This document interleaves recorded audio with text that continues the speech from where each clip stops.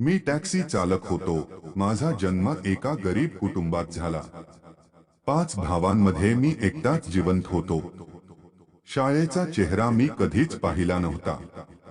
मी 10 वर्षांचा असताना माझी आई वारली आणि माझ्या वडिलांनी मला लोहाराच्या घरी काम करायला लावलं। मी दिवसभर चुलीसमोर बसून लोखंडी पंखा चालवत असे। मी दर महिन्याला मिळणारे पैसे माझे वडील दारूवर खर्च करायचे। माझे मद्यपी वडील वारले तेव्हा मी 8 वर्षे लोहाराच्या दुकानात काम केले। माझ्या वडिलांच्या मृत्यूचे मला अजिबात दुःख नव्हते, कारण आता मी पूर्णपणे मोकळा होतो। मी काही चुकीच्या मुलांबरोबर आउट करू लागलो। मी 20 वर्षांचा होतो तोपर्यंत मी कट्टर दारूबाज आणि जुगारी झालो होतो। जवळच्या नातेवाईकाला माझी दया आली आणि त्याने घाईघाईने माझे लग्न लावून दिले। माझी बायको फार सुंदर नव्हती, पण ती माझ्यापेक्षा कितीतरी पटीने चांगली होती। मी नेहमी माझ्या पत्नीला डिस्पोजेबल वस्तू मानत होतो। आता मी 2 मुलांचा बाप झालो होतो, तरीही वडिलांच्या मुलांसाठी काय जबाबदाऱ्या असतात हे मला माहीत नव्हते। वयाच्या 20व्या वर्षी मी एक निष्णात ड्रायव्हर झालो आणि तेव्हापासून मी टॅक्सी चालवत आहे। आता मी 32 वर्षांचा होतो। मी माझ्या आवडीपेक्षा जास्त मेहनती होतो। मी सकाळी 6 वाजता टॅक्सी करून घरून निघायचो आणि रात्री 11 नंतरच परतायचो। मी रोज 400 ते 600 रुपये मिळवायचो। एवढी कमाई करूनही माझ्या घरची आर्थिक परिस्थिती चांगली नव्हती, कारण दारू पिण्याशिवाय मला वेश्यालयात जाण्याचीही आवड होती। एके रात्री मी स्टेशनच्या बाहेर प्रवाशांची वाट पाहत होतो। थोड्या वेळापूर्वी एक एक्सप्रेस ट्रेन फलाटावर थांबली होती। काही प्रवासी गेटच्या बाहेर आल्यावर मी सावध उभा राहिलो। मी काही प्रवाशांना टॅक्सी मागितली, पण त्यांनी नकार दिला। काही प्रवाशांना टॅक्सीची गरज नव्हती। ज्यांना त्याची गरज होती, ते त्यांच्या कुटुंबियांसमवेत होते। त्यांनी माझा चेहरा पाहताच मला नकार दिला, कारण मी माझ्या मद्यधुंद अवस्थेत एक बदमाश दिसत होतो। मी माझ्या मनगटावरच्या घड्याळाकडे पाहिलं। रात्रीचे 11 वाजले होते। ट्रेन यायला वेळ झाली होती। कदाचित राईड मिळेल असा विचार करून मी बिडी पेटवली। रात्री 11:30 वाजता रेल्वे प्लॅटफॉर्मवर आलेले प्रवासी स्टेशन फाटकातून झटपट बाहेर पडत होते। मी प्रवाशांकडे पाहू लागलो। अचानक माझी नजर एका मुलीवर पडली आणि माझ्या डोळ्यात एक विचित्र चमक आली।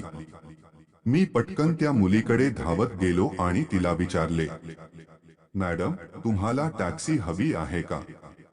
होय, मुलीने माझ्याकडे पाहताच उत्तर दिले। तुम्हाला कुठे जायचे आहे? शिवनगर, मुलीने सांगितले।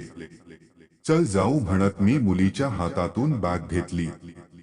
माझी टॅक्सी काही अंतरावर टॅक्सी स्टँडवर उभी होती। मी ट्रंक उघडली आणि त्यात बॅग ठेवली आणि मग जाऊन माझ्या सीटवर बसलो। तोपर्यंत मुलगी आधीच मागच्या सीटवर बसली होती। त्या मुलीचे वय सुमारे 20 ते 22 वर्षे होते। ती खूप सुंदर होती। तिच्या पेहरावामुळे ती श्रीमंत आणि उच्च समाजातील दिसत होती। ती कदाचित विचारात हरवली होती, म्हणूनच तिने माझ्याकडे लक्ष दिले नाही, नाहीतर दारूत बुडलेला माझा चेहरा आणि डोळे पाहून ती कधीच माझ्या टॅक्सीत चढली नसती। मुलगी मागच्या सीटवर अर्धी डोळे मिटून पडली होती। मी समोरच्या आरशातून पुन्हा पुन्हा त्याच्याकडे पाहत होतो। रेल्वे स्टेशन ते शिवनगर हा प्रवास फक्त 40 मिनिटांचा होता। मी कमी वेगाने टॅक्सी चालवत होतो। त्या मुलीने माझ्या आत गोंधळ निर्माण केला होता। माझे लक्ष टॅक्सी चालवण्यापेक्षा त्या मुलीकडेच होते। जितकं मी त्या मुलीकडे बघत होतो, तितकीच मला नशा चढत होती। तरुण मुलींना पाहून माझे रक्त तापायचे। एकदा स्कूटरवरून जात असलेल्या मुलीकडे पाहत असताना माझे भान हरपले। परिणामी मी मागे पडलो। सुदैवाने मी वाचलो, पण टॅक्सीचे मोठे नुकसान झाले। पण यानंतरही मी माझ्या कृतीपासून परावृत्त झालो नाही। माझे मन आणि लक्ष फक्त गाडीत बसलेल्या मुलीकडे होते। अचानक 3 महिन्यांपूर्वीचा एक प्रसंग आठवला. माझ्या आत वासनेचा सैतान हळूहळू जागृत होऊ लागला. त्याचे झालं असं की त्या रात्री तो काही प्रवाशांना रेल्वे स्टेशनवर सोडायला आला होता. रात्रीचे सुमारे 11 वाजले होते. म्हणून मी राईड घेण्यासाठी थांबू लागलो. काही वेळातच मला राईड मिळाली. ती मुलगी होती आणि तिला माणेक कॉलनीला जायचे होते. त्याला टॅक्सीची गरज होती. त्याने अनेक टॅक्सी ड्रायव्हरशी बोलून दाखवले होते. रेल्वे स्टेशनपासून माणेक कॉलनी व्यापैकी लांब होती. साधारण तासाभराचा प्रवास होता.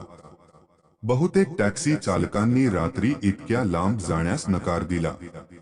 काही टॅक्सी चालक तिथे जायला तयार झाले, पण त्यांनी खूप जास्त भाडे मागितले. शेवटी मला त्या मुलीशी बोलणी करावी लागली. ती मुलगी तरुण वयात सुंदर होती. प्रवासात कंटाळा येऊ नये म्हणून मुलीने टाइमपास करण्यासाठी काकांना फोन करून माझ्याशी बोलणे सुरू केले. त्याच्या प्रश्नांची उत्तरे देण्याबरोबरच मी स्वतः त्याची चौकशीही करू लागलो. त्या मुलीचे नाव पूनम होते. पूनम तिच्या घरापासून दूर एका शहरात राहत होती. तिथल्या एका हॉस्टेलमध्ये ती राहत होती. काही दिवसांच्या सुट्टीसाठी ती तिच्या घरी गेली होती. पूनमने तिच्या घरी आल्याची माहिती दिली नव्हती. तिने फोन केला असता तर कोणीतरी तिला स्टेशनवर घ्यायला आले असते. पूनमने हे जाणून बुजून सांगितले नव्हते. तिला अचानक घरी पोहोचून घरच्यांना आश्चर्यचकित करायचे होते. रात्री उशीर झाल्यामुळे रस्त्यावर दूरवर शांतता पसरली होती. पूनमशी बोलत असताना मी टॅक्सी चालवत होतो, पण माझे मन दुसरीकडे कुठेतरी भटकत होते. गोरा वर्ण असलेली एक तरुण आणि सुंदर मुलगी होती. तिच्या शरीरातून एक मादक सुगंध येत होता. एक विचित्र नशा मला घेरली होती. मी खूप वाईट आणि भयंकर निर्णय घेतला. त्या रात्री मी ड्रायव्हरपासून पशुत रूपांतरित झालो होतो. पूनमला काही समजण्याआधीच मी स्मशानभूमीत टॅक्सी थांबवली होती. पूनमला पूर्ण आश्चर्य वाटले. त्याला माझ्याकडून अशी अपेक्षा कधीच नव्हती. पूनम रडायला लागली आणि मला तिला सोडून जाण्याची विनंती करू लागली, पण तिच्या रडण्याचा आणि विनवणीचा माझ्यावर काहीही परिणाम झाला नाही. त्यानंतर पूनमने रडणे बंद केले आणि मला विरोध करण्यास सुरुवात केली. अचानक मी सीट खाली ठेवलेला चाकू बाहेर काढला आणि म्हणालो, ऐक मुली, जर तू जास्त फडफडलीस तर मी या चाकूने तुझी मान कापून टाकेन. या सुनसान जागी तुला कोणी वाचवायला येणार नाही. तुझं माझ्यावर प्रेम असेल तर मी सांगतो तसं कर. या धमकीचा पूनमवर परिणाम झाला. मृत्यूच्या भीतीने ती निष्पाप मुलगी मूर्तीसारखी झाली होती. आता मी माझे ओठ तिच्या ओठांवर ठेवले, मग तिला खोलवर किस करू लागलो आणि तिच्या अंगाशी खेळू लागलो. मी शांत झाल्यावर मी पाहिले की ती पूर्णपणे शांत होती. तिच्या डोळ्यातून अश्रू येत होते. तिला रस्त्याच्या कडेला सोडून मला चक्कर आली होती. आज खूप दिवसांनी मला एक सुवर्ण संधी मिळाली, जी मला सोडायची नव्हती. मी माझ्या बाजूने संभाषण सुरू केले, पण मुलीने माझ्या एकाही प्रश्नाला हो किंवा नाही पेक्षा जास्त शब्दात उत्तर दिले नाही. खूप विचार करून आणि समजून घेतल्यानंतर मी ठरवलं की नंतर काहीही झालं तरी तिच्यासोबत मला जे हवं ते मी नक्कीच करेन. रस्त्यावर शांतता होती. मनातल्या मनात मुलीच्या इज्जतीशी खेळण्याचा बेत मी विणायला सुरुवात केली होती. शिवनगरच्या 1 किलोमीटर आधी दुसऱ्या गावाकडे जाणारा रस्ता होता. तो रस्ता बहुतांशी सुनसान होता. मी त्याच रस्त्यावर टॅक्सी वळवली होती. गाडीत बसलेल्या मुलीला तिचा रस्ता माहीत होता. त्यामुळे तिने लगेच मला सांगितले की मी चुकीचा मार्ग घेत आहे. पण मी तिच्याकडे दुर्लक्ष केले. धोका वाटून मुलीने विरोध करायला सुरुवात केली, म्हणून मी एका ठिकाणी टॅक्सी थांबवली आणि सीट खालून चाकू काढला आणि गर्जना केली, ऐक मुली, तू जराही अनिच्छा दाखवलीस तर मी तुझे पोट फाडून टाकीन. माझ्या भयंकर डोळ्यात वासनेचे लाल धागे तरळत होते.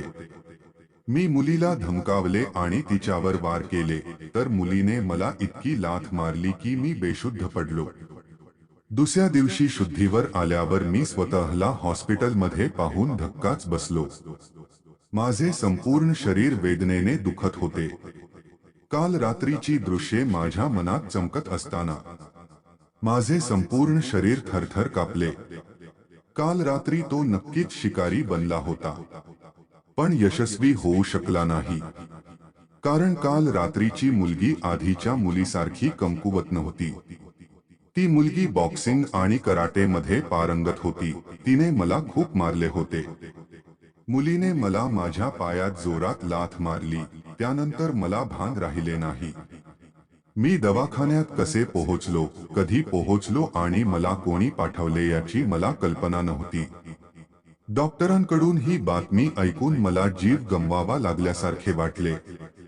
डॉक्टरांनी मला सांगितले की त्यांनी माझा जीव वाचवला, पण आता मी कधीच सेक्स करू शकत नाही, कारण माझ्या पायात झालेल्या दुखापतीमुळे मी कायमचा नपुंसक बनला आहे. आता मला माझ्या कृत्याचा खूप पश्चाताप होत होता, पण आता काही उपयोग नव्हता, कारण मला माझ्या कृत्याची शिक्षा झाली होती. तर मित्रांनो, ही कथा इथेच संपते. तुम्हाला ही कथा कशी वाटली ते कमेंट करून नक्की सांगा. धन्यवाद.